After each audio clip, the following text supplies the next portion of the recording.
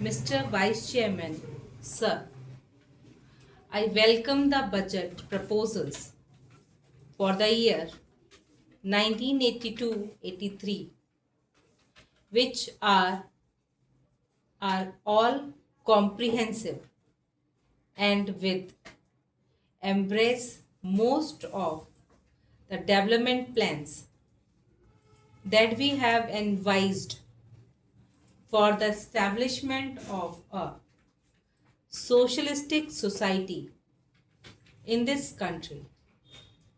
In spite of the taxation and the introduction of fresh duties, we find that the finance minister has succeeded in disturbing only a microscopic section of the people of this country to extract sufficient fund for our scheme. The finance minister has also succeeded in finding funds for almost all the development plans of this country, which will add to your good. While we discuss the general aspects of the budget, we will have to consider the activities of most of the sections that are now covered in the budget. Even though the provisions are there, I think, sir, the expenditure on some of the activities advised in this budget should be subjected to a thorough scrutiny. In this respect, sir, I wish to bring to the notice of this House the special feature of the educational system of this country. Some of the members have mentioned something about the educational system of this country, have remarked that the allocation of funds is not adequate and that the provision should be revised according to the needs of this country. As the honorable member was speaking in Hindi, I did not thoroughly understand what he meant, but still, sir, the educational system is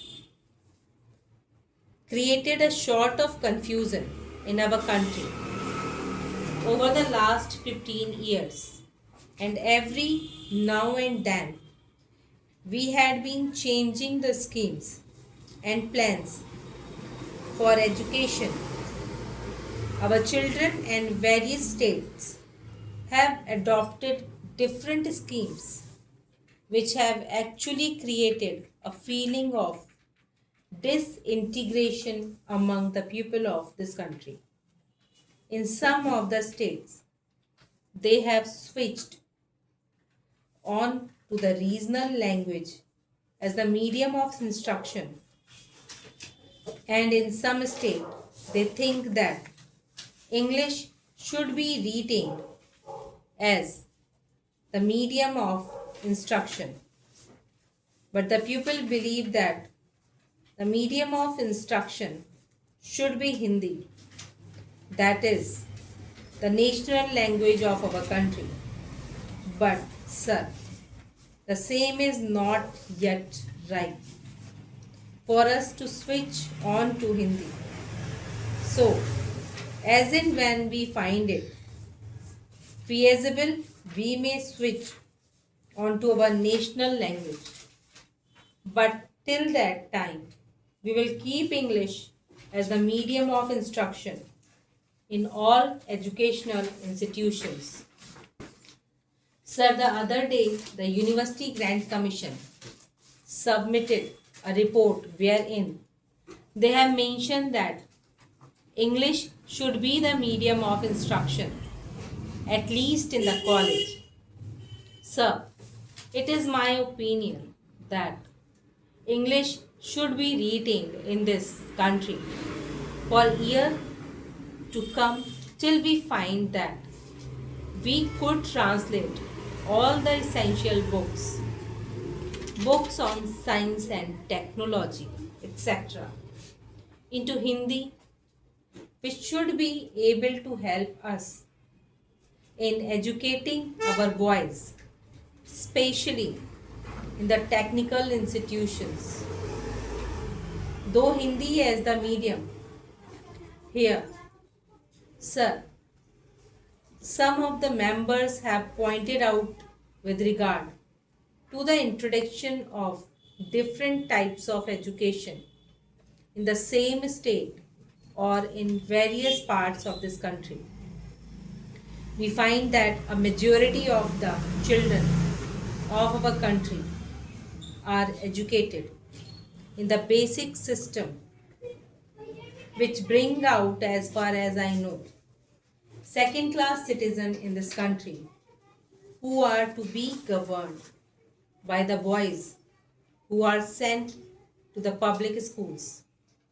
Most of the children of the haves are sent to the public school and they are imparted expert training. And when they come out, they are definitely superior to those boys who undergo this basic system of education.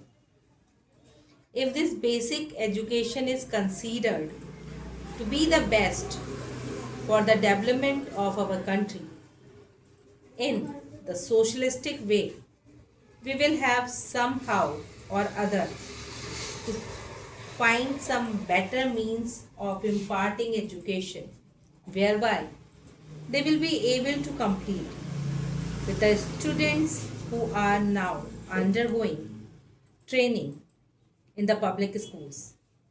Unless we do it, we will be creating, as I previously mentioned, a second class of citizens in this country.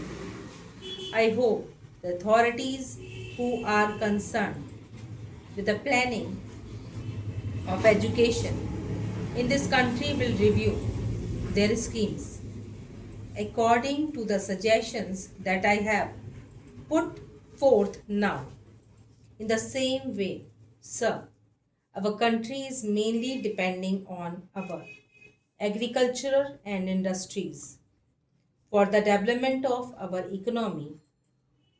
But the agriculturists are an ignorant section of our people who do not find, in spite of the development in that sector of our economy of high production, a better income as the industrial section is having in this country. The industrial section is fast improving and their standard of living has gone high. At the same time, in spite of the better production in the agriculture section, the agrarian population has not come at par with the industrial section of this country. In the same way, industrial laborers are organized. Most of them are given so many benefits and advantages according to the legislation that is passed for the betterment of industrial laborers of this country.